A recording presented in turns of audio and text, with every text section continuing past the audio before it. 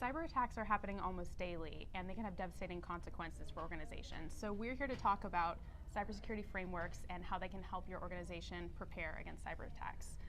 So Joel, what are cybersecurity frameworks, and why would an organization want to use one? Yeah, absolutely. So cybersecurity frameworks have been around for quite some time, and there's quite a few of them out there.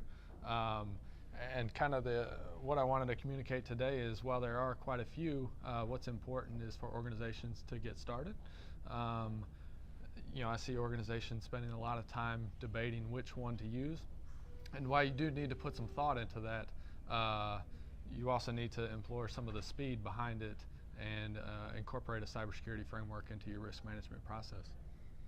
So we know they're good for organizations, but why should CPAs be aware of these frameworks? Ultimately, I mean, as we all know, cyber risk has a lot of financial implications. You're seeing the SEC come out with quite a few, some guidance related to public companies, and a lot of that is very applicable to private companies as well, given they're being targeted. And ultimately, the point of cyber attacks is to, try and gain access and usually try and get some sort of financial incentive out of those attacks. So what are a few common cybersecurity frameworks?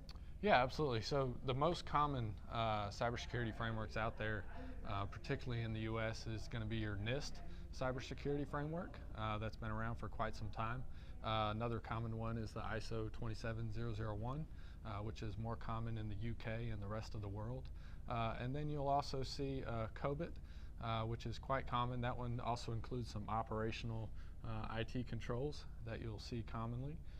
And then some of the niche cybersecurity frameworks you have out there is HITRUST, which is historically focused on kind of the healthcare industry, but they're starting to expand out, as well as you'll see the Cloud Security Alliance, really targeted towards cloud vendors, but companies also have some opportunity to leverage that for some of their due diligence.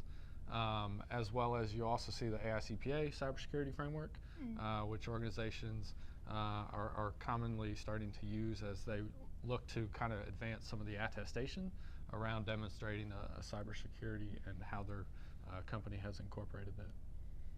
So do you have any advice for organizations that are looking to get started with one of these frameworks? Yeah, absolutely.